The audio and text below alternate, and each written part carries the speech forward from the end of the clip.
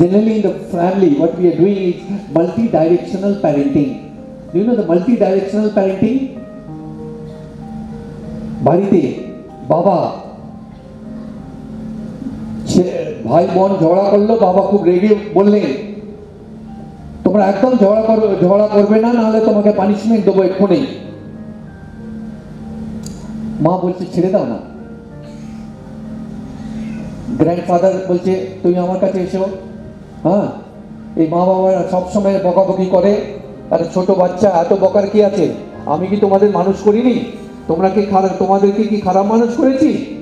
তোমাদের পড়াশোনা সবকিছু তো করিয়েছি না। মাল্টি ডাইরেকশনাল প্যারেন্টিং হয়ে গেল। বাবা আলাদা, মায়ের ভার্সন আলাদা, গ্র্যান্ডফাদারের ভার্সন আলাদা, বাচ্চা কনফিউজ। কিন্তু বাচ্চা খুব ভালো ডিসিশন নিতে জানে, ওর সঙ্গে সঙ্গে শর্টকাট গলি ধরে নেবে। গ্র্যান্ডফাদারের কাছে চলে গিয়ে কোলে বসে যাবে, এই লোকটা ঠিক আছে, বাকি সব বদমাইশ। বাচ্চাটাকে নষ্ট করে দিলাম। গ্র্যান্ড প্যারেন্টস নিজের জায়গায় ঠিক ছিলেন, উনি নিজের ছেলেকে ওইভাবে মানুষ করেছিলেন। তখন তো মোবাইল ছিল না, তখন এত ইনফরমেশন এক্সপ্লোশন ছিল না, প্রবলেম এত ছিল না। কিন্তু এখন ওই প্যারেন্টিং চলবে না।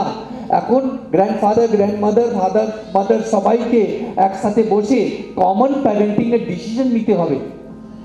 কি আমাদের মধ্যে থেকে যখনই একজন বাচ্চাকে সঙ্গে ডিলিং করবে, কেউ কমেন্ট পাস করবে না।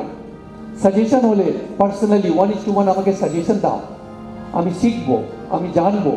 কিন্তু বাচ্চার সামনে কিছু হবে না। বাচ্চার সামনে হলে বাচ্চা কিন্তু ম্যানিপুলেট করবে। বাচ্চা ওই গ্রুপের মধ্যে থেকে বেছে নেবে কে বেশি পারমিসিভ প্যারেন্টিং করে। যে পারমিসিভ প্যারেন্টিং করবে তার কাছে যাবে, আর যে অথরিটারিয়ান প্যারেন্টিং করবে তার কাছে যাবে না, আর তাকে ভাববে ভালো না। কিন্তু সে টোটাল ভুল ভাবলো, কিন্তু ওই বয়সে কোনটা ভুল কোনটা ঠিক সেটা তো জানতে পারবে না। ঠিক, this is what the family parenting we are doing.